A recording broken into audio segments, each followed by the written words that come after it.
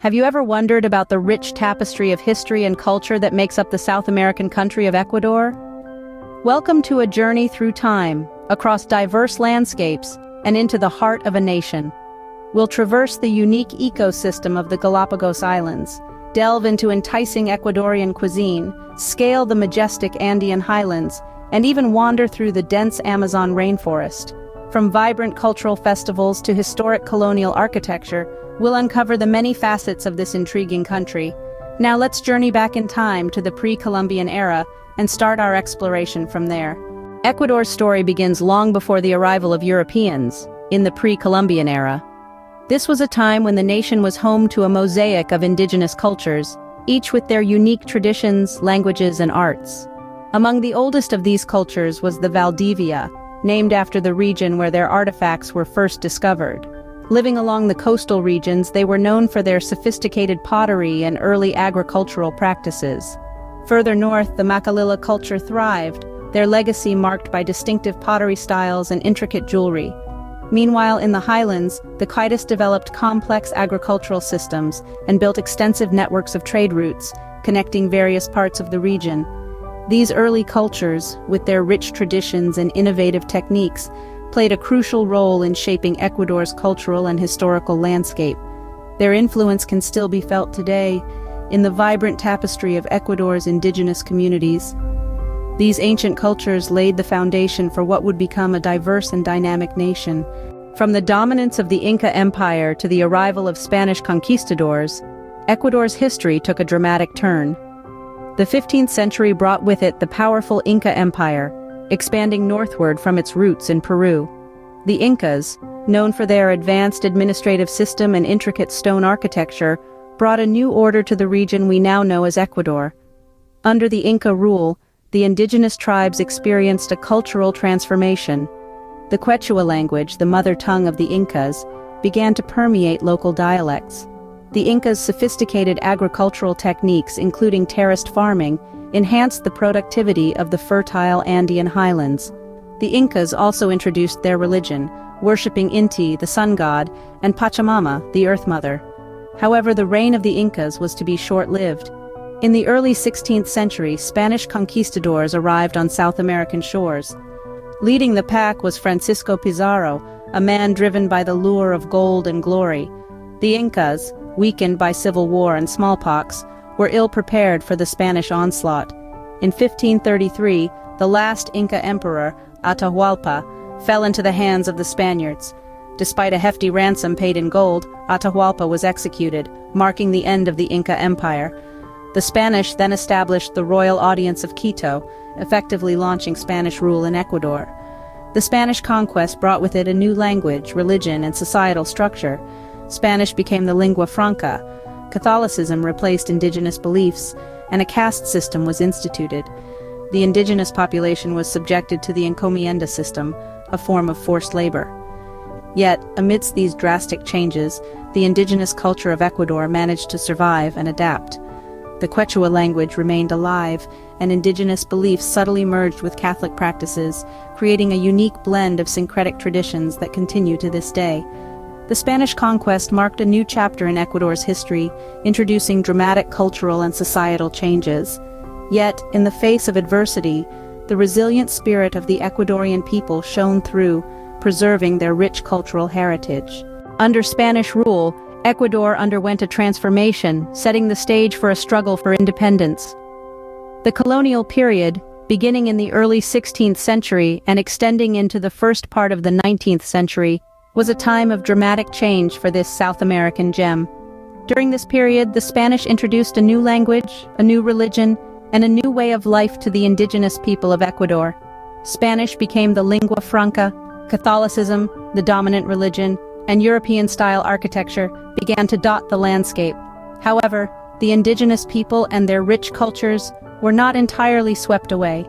They adapted, they resisted, and they survived, leaving a unique imprint on the evolving society. The colonial period was also a time of economic change. The Spanish exploited Ecuador's natural resources, particularly its gold and silver, exporting these precious metals back to Europe. This exploitation was often brutal, with indigenous people forced into labor under harsh conditions. Yet despite the hardships, a new economy, based on agriculture and mining, was born. As the centuries wore on, discontent among the people of Ecuador grew. The seeds of rebellion were sown.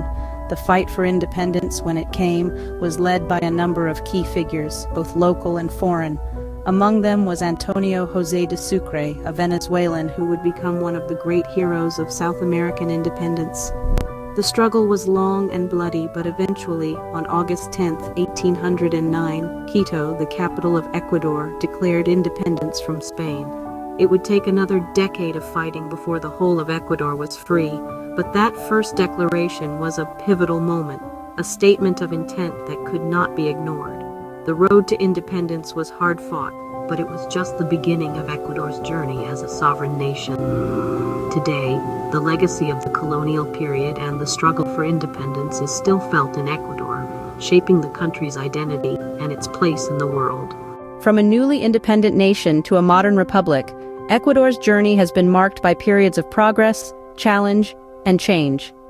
As we delve into the 20th century, we see Ecuador making strides towards democratization and modernization.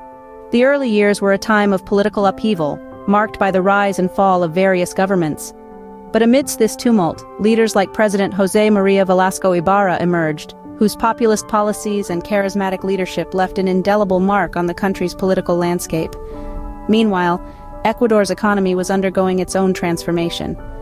The discovery of oil in the Amazon region in the 1960s brought unprecedented wealth and development, but also sparked debates about environmental protection and indigenous rights.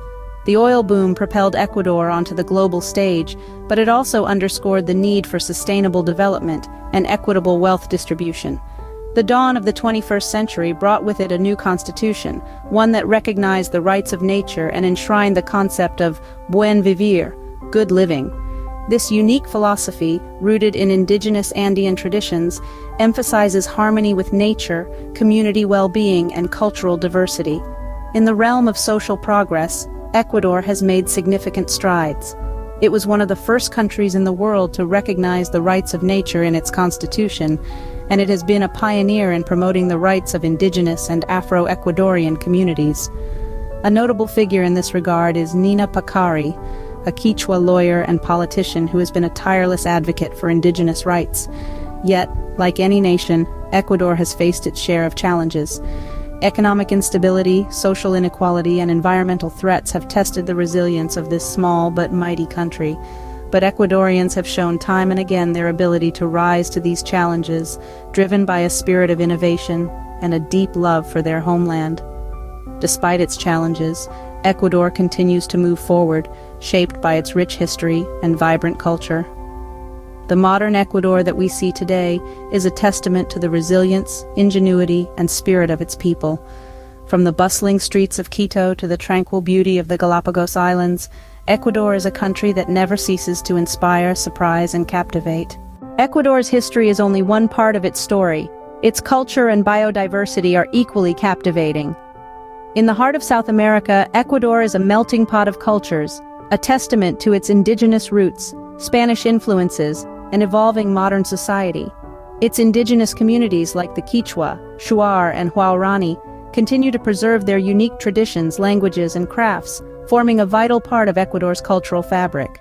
Ecuadorian cuisine is a flavorful journey through its diverse regions.